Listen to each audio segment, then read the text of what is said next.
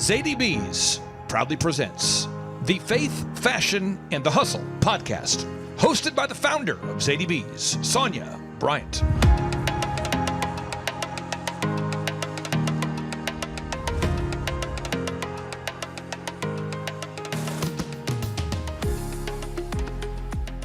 Well, hello. Welcome to our podcast, Faith, Fashion, and the Hustle with Sonia Bryant. I am the CEO and owner of Zadie Bees Fashions, and today I have a really exciting guest, and I'm about to introduce her to you. Her name is Melissa Pineda, and she's a pretty neat lady, and I can't wait to introduce her to you. Her name is Melissa Pineda, but I have known her for a long, long time. And welcome, Melissa. Welcome to the podcast today. Thank you. Thanks. How long have I known you? I think you're probably better equipped to answer that one. I've known you since birth. And there's a really good reason for that because she is one of my awesome nieces and my oldest sister, Dwylene. She is her one and only daughter. And I've known her since she was I would say a tiny lass. And I want to imagine that. I know. I want to introduce her to you today. She's a really neat person and wears tons of hats. And it seems like that kind of is the flow with the ladies I've been interviewing. They're very multi-talented and she is as well. But we want to talk today, and I want to talk about her and how her role is integrated with Zadie Bees. Melissa, I known you since you was a little girl. You were the most adorable thing. Had this curly blonde hair, streaks of all these darling curls with these streaks all through your hair, blonde streaks. You were just absolutely adorable. I adored you. And your parents lived in Portland when Mom and I lived there, and you were born when I was there, and we were very close when you were a little thing. Years later, we moved apart, but their connection has remained, and I love you. And of course, we're gonna talk about you. I love you too. A really cool thing is we met when you were born, of course, and I was a teenager at the time. So there's a few years difference in our age, but not a ton. I think I must have been about 15 when you were born, I want to say. So I could ask you the year you were born, but you might not want to reveal that. But it's just a number. Yeah, the number. Okay. Well, the really interesting thing is you guys left Arizona. I married in Arizona in 1984. Your parents were pastoring in Arizona. And then you guys moved to Seattle. Your dad started to work in Seattle. So you guys lived there. And then next thing you know, some years later, you guys transplant all the way from Washington, Kirkland, Washington, all the way to Mississippi. And I recall your dad calling my husband saying, "Oh, I wish you guys would move to Mississippi." And we were pretty content in service to Arizona.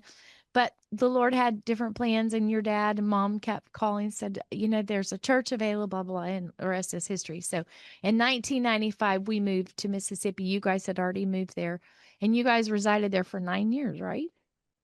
Right. In Mississippi for 9 years. Okay. All right. I'm just laying a little history here, and we're going to get to all this. You went to you graduated from high school in Mississippi, went to JCM. We lived, 30 minutes from the Bible college from Jackson? Yes. And so you graduated. What year did you graduate?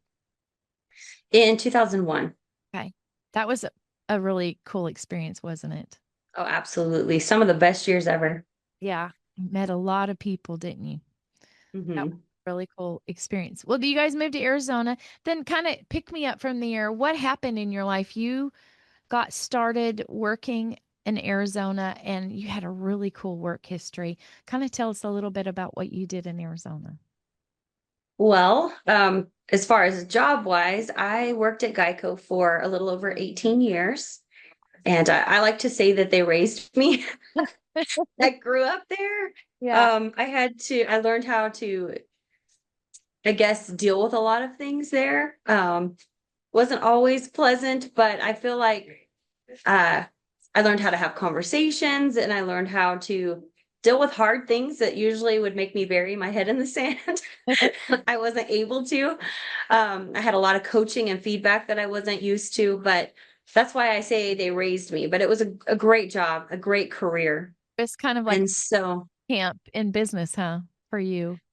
it really is, but it shaped the rest of my life. And I mean, not that my life's over. I guess that kind of sounded like a final, No. but it's been really helpful, with so many things in my life. So I'm grateful for my time at Geico. I worked there for quite a while, and it's helped me on my job now. So It's no really complaints. because you become a supervisor. You worked your way up in Geico, worked your way Yeah, even after you got married and started having children. They made a position, which I think is amazing, made a position. They loved you and total God thing. treasured you so much that even after you started having children, they kept a part-time position. Am I correct in saying they didn't do that?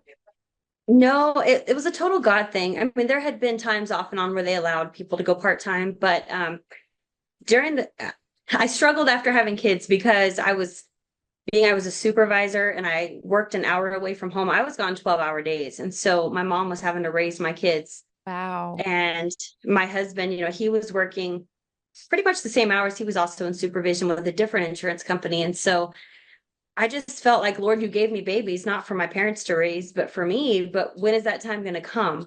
Right. And so, we kept talking about it, praying about it. Finally, after I had my third kid, um, my husband felt comfortable with, maybe me quitting and finding a different part-time job. You can't go part-time in management, and they didn't offer part-time. So, I mean, to me, I thought I was leaving. Yeah. And so, when I went to quit, the director actually came and he was like, you have to come in here and talk to me about this. And I was like, I'm not leaving you high and dry. I'll stay for 3 months, whatever you need. I really want to be a mom. I'm not really getting the opportunity to be a mom. And he's like, well, what about part-time? And I was like, we don't offer part-time. Why are you telling me things like that? Mhm. And he's like, look, I want you to go home this weekend. I want you to think about it. And I want you to come back and give me any offer. And I have to be really honest with you, because at this point in time, I had expected to quit, right? Yeah. I'd gotten excited. I'm going to get to be at home, all this stuff. And so I went that night, talked to my parents, and I was angry. I was like, Lord, are you trying to say I have to stay? I was just mad because I felt like, really? What is happening here? But my husband and I prayed about it. And I felt like there's no way they're going to accept my offer, because at that point in time, I was going to offer them 2 days a week, which really isn't even part-time. I mean, it is, but it's less than part-time. And so I was like, okay, it'll be fine. They're going to tell me they can't do it, but it's nice. It makes me feel good that they wanted to hear me. That was my thought process. Mm-hmm. And anyway, so I went to quit. I mean, excuse me, I went and told him, like, hey, look, I don't want to, this sounds ridiculous, but I could offer you 2 days. Yeah. And so he had to take it on up to, the head of our office. And so, he's like, I'll get back with you. And I'm thinking, yeah, he's not, obviously they're not going to do this. But anyway, it took him a couple weeks. Later he told me the story. He had to negotiate and talk our head honcho into it. Yeah. Because they weren't even offering part-time, and here I'm asking for less than that. I'm in management, so what are they going to do with me? Yeah. So anyway, he came. I had a section of cubicles, and I had about 11 people on my team. And so he came dancing through my Oh, cubicles down the aisle. He's like, come in my office. And I'm like, okay. that's amazing. So yeah, they were able to work it where they made a position for me to stay home and do audits and such, from like a leadership capacity. And I did projects for him and such for Yeah. a couple years. That's So really, it was a total God thing. It was beautiful. yes, that's awesome. Well, Yeah. and now what year, do you remember what year that was? When did you actually officially leave Geico? When was that? I quit Geico in 21, right after COVID. Everything, had changed, and I had started homeschooling my kids. That's why I quit. So even though I was just giving them 2 days, Yeah. it was really rough Yeah. on those 2 days because they were 100%. It wasn't, hold on just a second, let me go help my kids. So I had to go all in. Yeah. Well, a turn of events happened for us at Zadie's in 22. There was a big shifting. It was like fruit basket turnover at Zadie's. A lot of things happened that year, a, major transitions, a lot of loss for me personally, in employees. And there was multiple reasons. I could go into details, but I don't think you want to hear all that. But anyway, so that led me to our contact. And this is really interesting how this came about. I had a employee that was played a big role in my life at Zadie's, and uh, I got word that that person had quit, and it was pretty big, pretty big hit. Okay, let's just put it that way. So as I've told in other podcasts, I depend on the Lord to give me direction.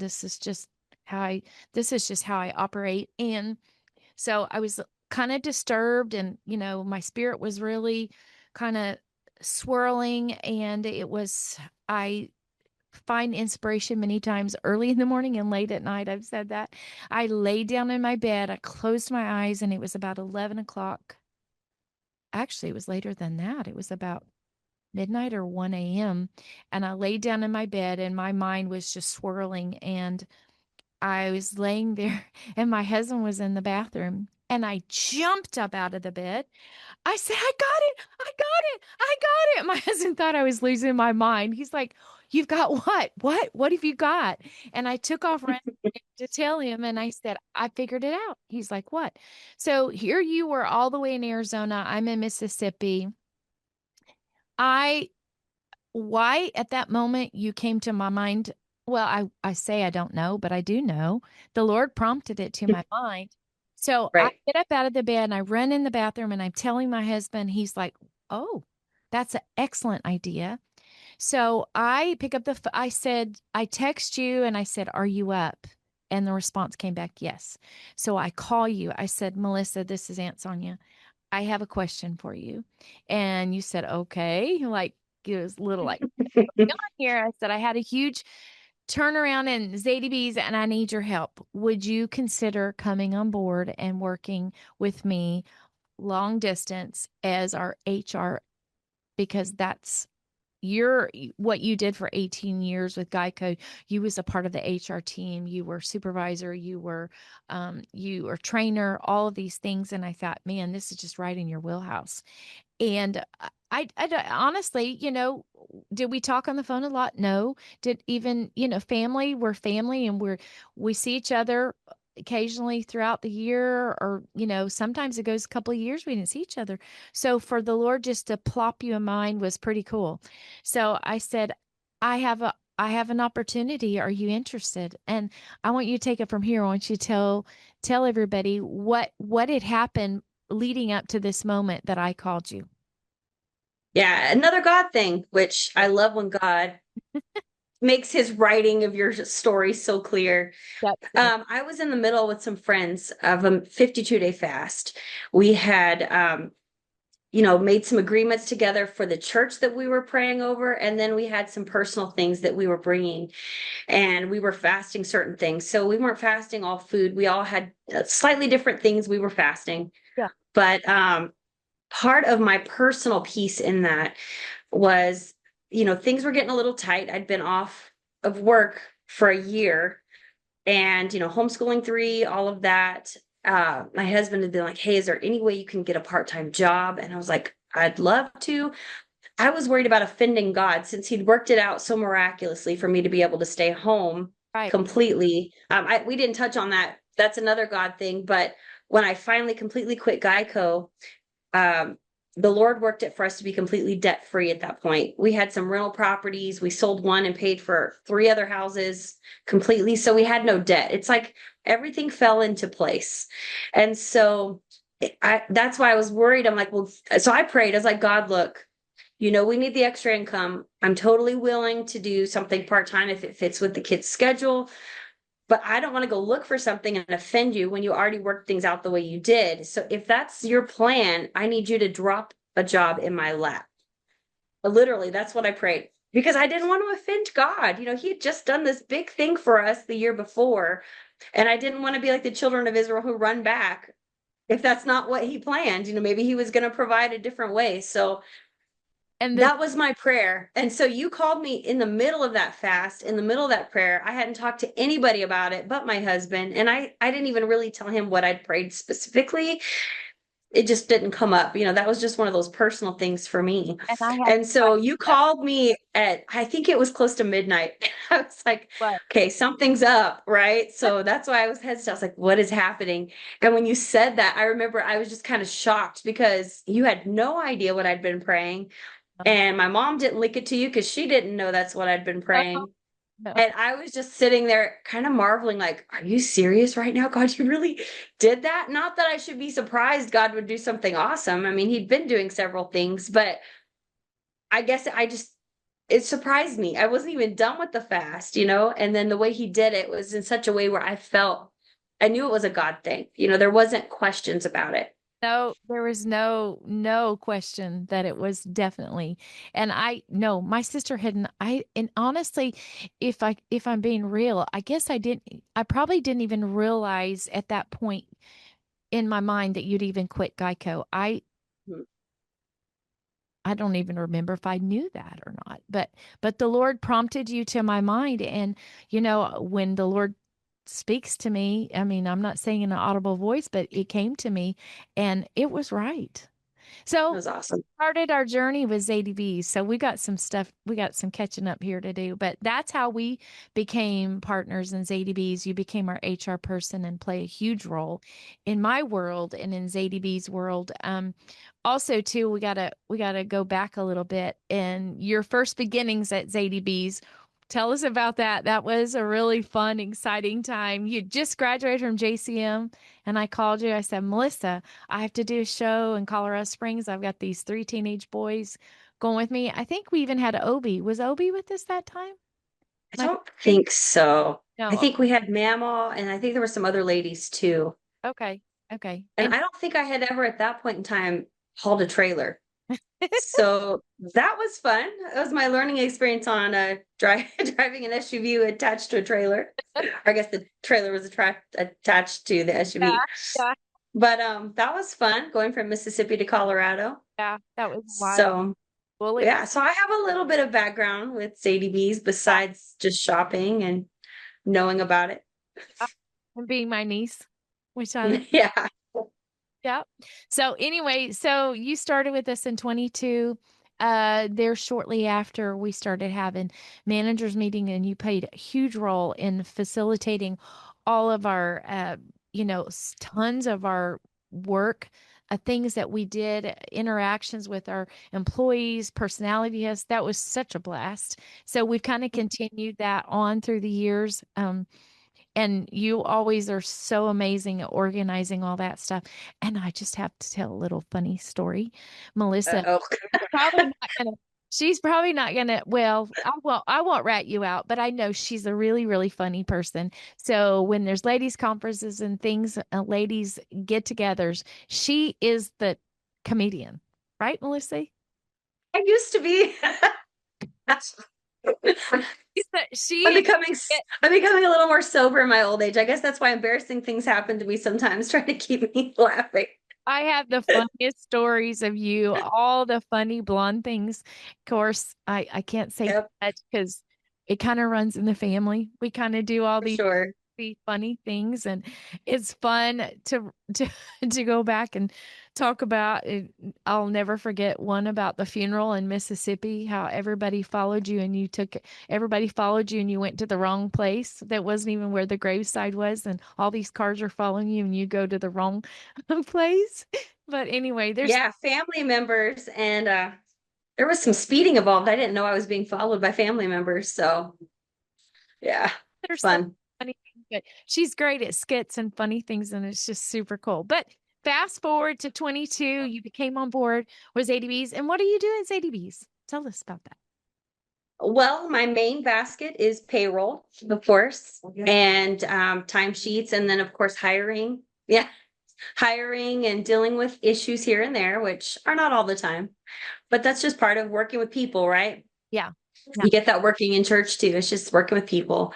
And then I work a lot with doing different forms and HRE stuff it's been exciting to be able to bring the things that I learned and bring them, I feel like we've been doing a big shift from mom and pop shop to a small organization. We've set a lot of things up, and April and I both coming from, Fortune 500 companies, we've been able to bring some of the things we've learned. So it's been a lot of fun, but I do those things, work with surveys. I make a newsletter for our associates every month, just trying to keep things fun. Yeah. And then whatever else comes Yeah. that's needed, I try to jump in and do work with some scheduling, things of that nature.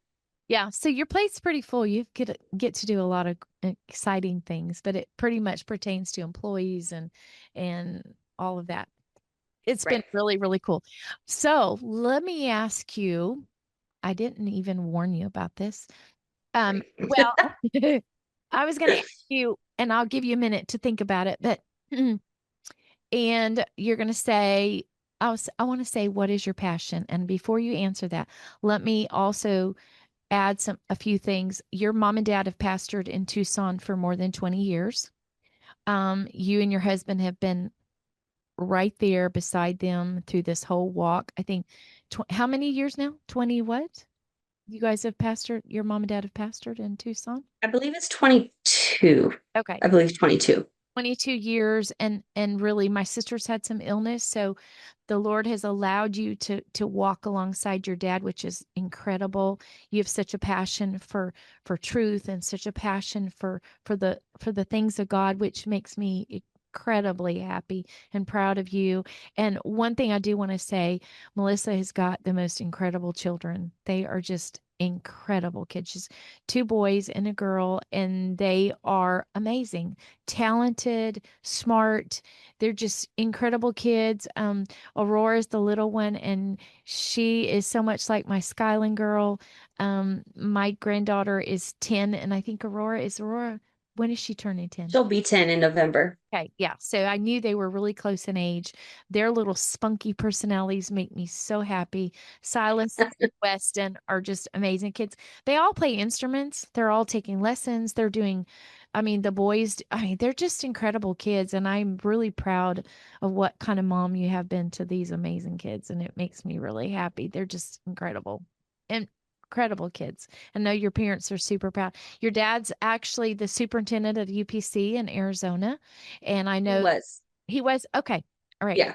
So that he was that for how many years? How many years was he superintendent? It's been a while. I don't even know, to be honest with you. I'm afraid I'd give you the wrong number, but he's just now out of the office. So okay. All right. But he played that role for many years, so that's been a really cool thing that you guys have been a part of in the Arizona district, which is really, really neat. Your mom and dad are very near and dear to my heart, as well as your family, and your brother Anthony also pastors now in Payson, correct? So he was alongside your dad for many years, he and his wife. But I'm just so proud of you guys, of all the things that the Lord has allowed you to do. But anyway, take it away. I was asking you a question. What is your passion, Melissa? What would you say? I know that's a loaded question, is it? Because it could go. I have a lot of answers. It could go all kinds of different ways. Okay, do we want it to go more spiritual, or do you want it to go more life things? I don't know. Give me your answer. To me, honestly, no matter what I were to say, it's going to go to the spiritual side. Not because I'm sister spiritual, but this, my whole life, that's all I've been geared at, is working for God and souls. Yeah. So things come back to that, right? I could say my passion is spiritual warfare is one of them. And again, that's about knowing how to pray and helping people be able to pray through and get deliverance, and ultimately trying to get as many people to heaven and help as many people get to heaven as I can. I mean, obviously should be a passion for all of us. I'm sure it is, but I'm a worship leader, so I still have a passion for music. Yeah. And then of course, people. I really love people. And I know most people say that, especially people in retail, right? I expect to hear that when I interview people. But I really do. I like to analyze people and figure out what makes them respond or react or even just act the way they do. I I think kind of wrapping all of those things I said together, people now are different than they were 20, 40, 50 years ago. People are very broken, in church, out of church, right? With all of the havoc the enemy's wreaked on families. You have so many people that have been raised without a parent, or raised, maybe both parents were there, but they were working all the time. And then there's so many broken relationships, and people are just very broken in mind, in body, and in spirit. And so for me, I'm always trying to figure out a way. I know I can't be anybody's savior. I can't save people. But if I can at least, even if I don't have anything in common with them, if I can find a way to understand what makes them click and why are they saying the things they're saying, or why are they acting the way they do, if I can come across something that helps me understand them, then I'm giving them something that way. And it helps me know how to pray for them and how to have conversations with them. Not that I'm the greatest conversationalist. I don't think that I've reached that peak yet, but it gives me fuel to try, and ways to have conversations, and also ways to pray for people. I think that's the biggest thing. But I think that also in the non-spiritual side, that plays into the role that you play in Zadie Bees, is because you have Absolutely. such a passion for people, and you're very, very understanding when people are having issues, employees are having issues. You are incredible about talking to them and helping them work through issues, family issues or things that are going on in their world. And then one thing that you and I have in common, as far as like, and something you hit on where you were talking, is about in ministry. I encourage people, if you're in the ministry, and it doesn't have to be pastor and pastor's wife. If you're youth pastor, you are assistant pastor, anything. I learned many years ago that if you will study personality types, it will Hmm. absolutely change your world as far as Yes. how to handle people, because everybody does not respond to things the same way. And if you can understand and have, like, get-togethers and do personality tests, find out what Yep. people's personalities types are, because it totally plays in not to just friendships, understanding the why and how they act, but also Right. in leadership to understand that person, because some Yes. personality types are so many variables. But if they have ADD, which I have, and I know you guys know that, but if you have ADD, there's certain personality traits that don't work well with ADA personalities. There's certain things that we do and we don't do, and that Right. heaps into how to handle those people. So studying personality types is such a cool thing. And Well, my mom was into that, of course, being a pastor's wife, and she loved that. So yeah. she had me doing personality stuff at 7, 8 years old. I loved it. And then, interestingly enough, being in management at Geico, we had so many classes and seminars. And of course, I just Oh, ate those up. yeah. One of the ladies that was in our corporate training that trained leadership, not just, associates, she had trained a few classes with different types of personality teachings and trainings. And I got to chatting with her on the side, and she'd pull me in to try new testing and things, and we'd talk through it. It was kind of like our side thing we would do. We had so much fun. But man, has it ever helped? I know you mentioned that my husband and I come alongside my parents, and my mom, having gone through a severe illness that had her out for almost 2 years. Um, It was I devastating. did helped. Yeah, I've helped do a lot of counseling even before that, but I think, mainly during that part.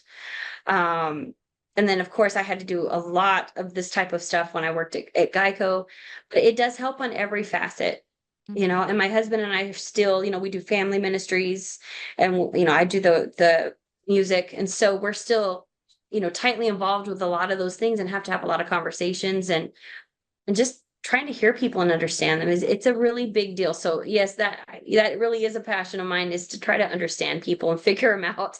And even when you're praying with people, I mean, there's just so many things that when you can kind of get an idea of where they're coming from, and also root cause, right? A lot of people that we want them to be delivered, or we want to help them, if you can kind of figure out where their root is, it's easier to help them and to pray for them. Mm-hmm. God is so good, isn't he? I'm just amazed. Hmm. But I want to ask you, we're probably getting close to wrapping this up, but I want to ask you, what do you love about working with Zadie Bees? Oh my, there's a lot of things. But going back to the people thing, not copy Miranda, but it really is true. First of all, I love working with you. We've always had a great relationship, even, times that we didn't talk for a long time. It Yeah. had nothing to do with estrangement. It was just life, but Busy. we've always had a really good relationship. And I love April. I love Miranda, our managers. I mean, all the associates that I deal with, I really love it. It makes my day. Even sometimes the hard stuff, we might even laugh like, great, let's gotta do another conversation or listen to another conversation. But the people are really wonderful. And we've had a lot of great people come through and a lot of great people that work with us now. And that's my favorite part of the job is, having conversations with everybody, seeing how everybody's doing. And if I'm able to fix anything, it's like rejoicing for me. Yes, yes, I love it. yes. Well, I wanted to have you on today because you play such a huge role in this company, and God has seen fit to put you into this company, and it's been a pleasure having you. Not only that I love you because you're my niece, but I love your presentation of life, and your outlook on life is just amazing to me. And I appreciate Thank you. you so much. I really, really do. I love you. And Likewise. yes. So, all right. Thanks, you guys. Thank you for listening to our podcast. I hope you learned something and enjoyed this. And if you did, subscribe to our channel because we are going to continue to interview all sorts of people. Right now, we're kind of doing this ADB's employee kind of thing, sort of.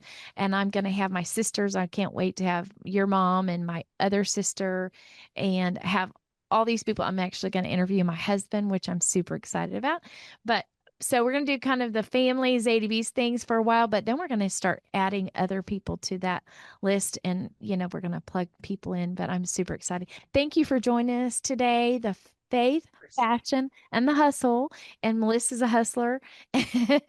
She's hustle on the Zadie side and for the kingdom too. And I love that. But join us. Ciao, guys. We'll see you soon. Bye.